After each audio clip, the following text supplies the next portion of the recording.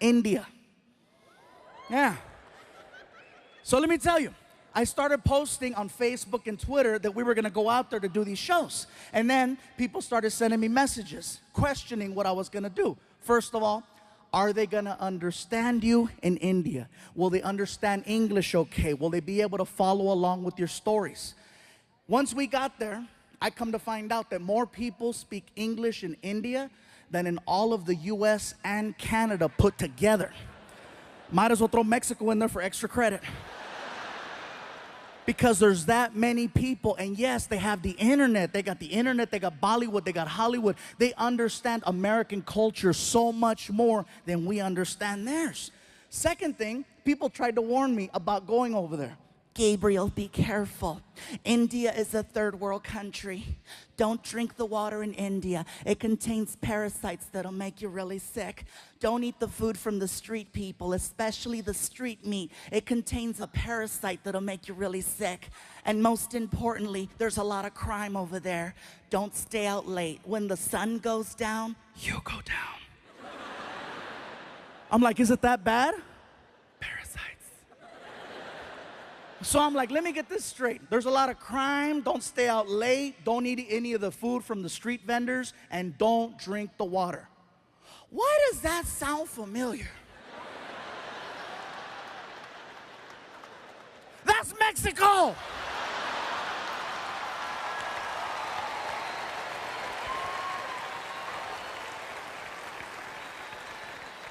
When Martin and I got over there, we found out that Indian people and Mexican people have so much in common, you guys. I'm telling you, it's insane how similar we are, especially the food.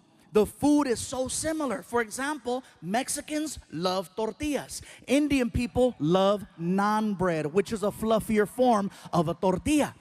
Mexicans love chicken. Indians love chicken. Mexicans love hot and spicy. Indians invented hot and spicy. Most popular drink in Mexico is Fanta. Most popular drink in India is Fanta. Indian people worship cows. Mexicans love barbecues. A lot of similarities. Most of the people that I met over there were very hardworking and humble. And I gotta tell you, every time I talked to someone, I was always greeted the same way. They'd look at me, they'd put their hands together, they'd do a little bow, and they say, Namaste, which is an endearing hello. It's really nice and sweet. And then I noticed that Indian people, when you're talking to them, do this thing with their head, where it will begin to move side to side as they're speaking. Now, at first when you notice it, you think, oh, he slept wrong. He just got a kink in his neck. Get a Tempur-Pedic. Now, when they start speaking, their head starts moving. And I noticed this. The guy is checking us into the hotel, and he's really cool. He's like, listen, if you have any problems at all, okay, you call the front desk, you press 0. We will send somebody to your room to help you. Whatever you need, we got it for you right here, okay? It's very good. Now, one thing I notice is the more they talk and the more excited Indian people get, the more the head starts to move around. Somebody at the hotel yelled out to the clerk, that's Fluffy. And the guy was like, oh my God, I don't believe it. I thought it was you. I thought it was you. Oh my God, I cannot believe it. This is so crazy. Oh my God, Fluffy, Fluffy, Fluffy. Even crazier than that is that the mouth is actually connected to the neck. When the mouth stops moving, the head stops wherever the mouth left off. And when you see Indian people talking to each other, you can see it. Okay, let me tell you something. Okay, okay, hold on, wait, hold on, wait, okay. Like if you're Indian and you stutter, you are so screwed. Somebody stop him!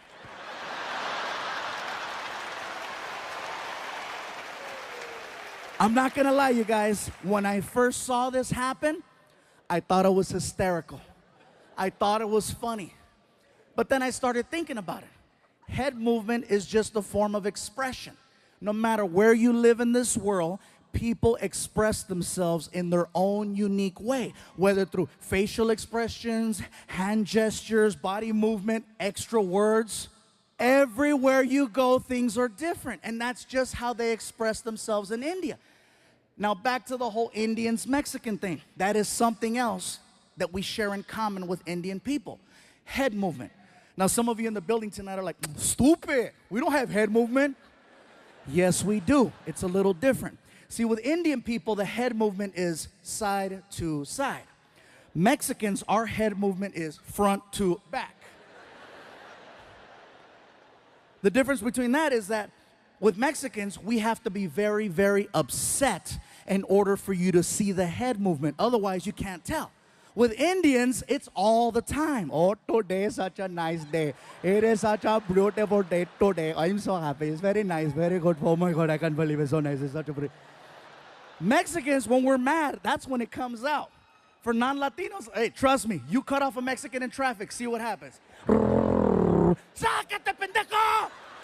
¡Lárgate, cabrón! ¡Quítate, desgraciado!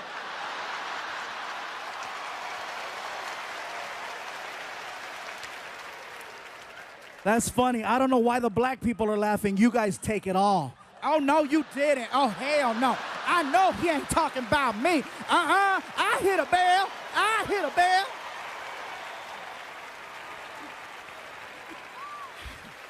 I made myself dizzy doing it.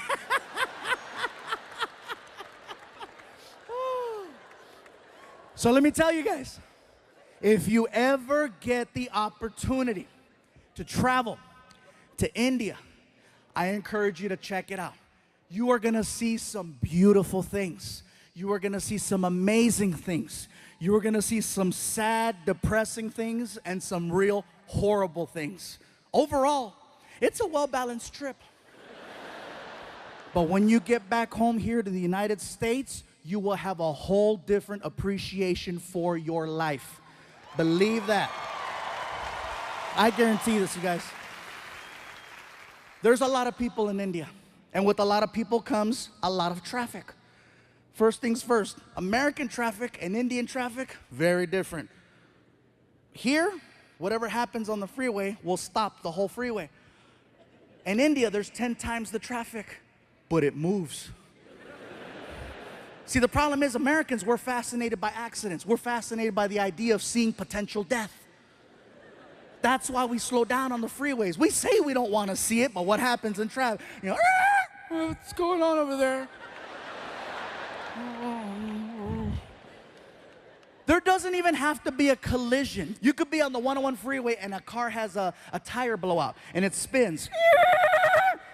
Doesn't hit anything. It's now facing oncoming traffic. You know what happens to the rest of the freeway?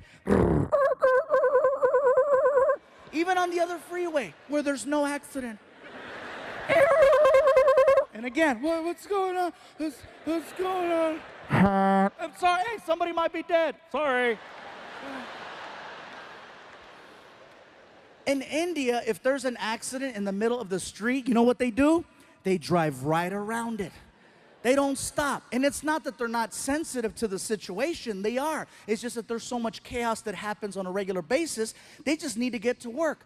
They do see what's happening. And believe me, they're heartfelt. You know, they'll drive around. I'm so sorry for you. Nothing stops the flow of traffic in India. They need to get from point A to point B. And so they go. If there's an accident, they drive around. If there's something blocking the street, they get on the sidewalk to go around.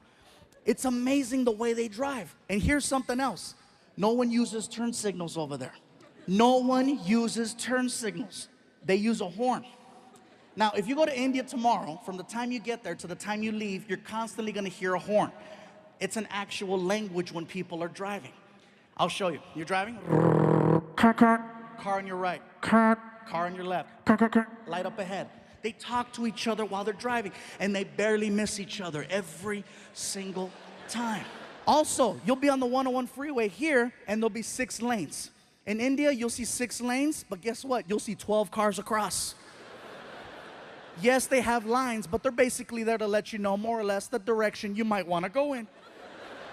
They're this close to each other. And even at the light, they communicate. You see everything. Cars, trucks, vans, motorcycles, pedestrians, cows, children, all waiting for the light. And they talk at the light with the horn. Very good, you can go, you can go. Welcome, you're welcome, go. Nothing stops the flow of traffic over there. Indian people drive, think of ants. You know how ants travel in a straight line? And if there's something in their way like a rock, ants will split up, go around the rock and reunite, or climb over the rock. Worst case scenario, they dig a hole and go under the rock. That's the mentality of driving in India. A man can get shot in the middle of the street. People just look at each other. Somebody pick him up. And they'll drag his ass onto the sidewalk. And if there's an accident and they need to get around, guess what's gonna happen to that guy on the sidewalk? Nothing stops the flow of traffic in India except a cow. Now, I know we've always heard the stories and the jokes about, oh, Indian people don't eat hamburgers. I asked the question and I found out. It's believed that cows are people who have died and they've been reincarnated and their new life is now the cow, which is why they don't eat them and why they give them all the love and respect in the world over there. I saw this firsthand. There's a cow crossing the street while we're driving. And the cows know, they're cocky. They know that they can cross. Freaking, all the and the cows out there all cocky. Gling, gling, gling, gling. No one honks at the cows. No one yells at the cows. No one touches the cows. They wait for the cows to finish crossing. The cow that we had laid down. The driver just shut off the car, started tweeting, "There is a cow in the middle of the street. Hashtag Momo."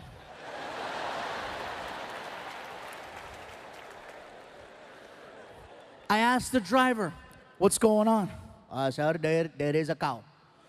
"I see that there's a cow. Are you gonna honk at it, go around? What's gonna happen?" We cannot honk at the cow. We must wait for the cow to move." "You're kidding." "I am not kidding. We must wait for the cow." We drove past a dead body 15 minutes ago. "That is probably him."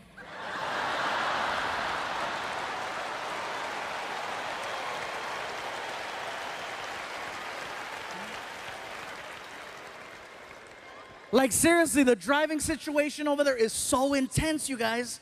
One morning while we're there, I needed to get to the airport fast because I overslept. And so I get in the cab and I hand the driver a $50 bill. And I go, "Sir, I am running very late. I need to get to the airport as soon as possible. Whatever side street you have to take or back road, I'm all for it. Whatever you have to do, let's do it." And I hand him the money and he goes, "Very good, let's go." And we take off. The guy is hitting anywhere from 50 to 70 miles an hour on the street. We are making incredible time. I notice that we're heading in the direction of a red light. You ever been in a car with someone and you're paying attention to what's going on and you notice that you're about to hit a red light and you know how you start to mentally and physically prepare yourself for the deceleration of the car, and you start anticipating the pressure from the brake, and if you don't get the sensation of slowing down by a certain point, all alarms go off in your head and you sock the driver in the chest. Hey! Not only did I not get the sensation of slowing down, I got the opposite. He gunned it towards the light, and it caught me off guard. I couldn't even scream. I was like,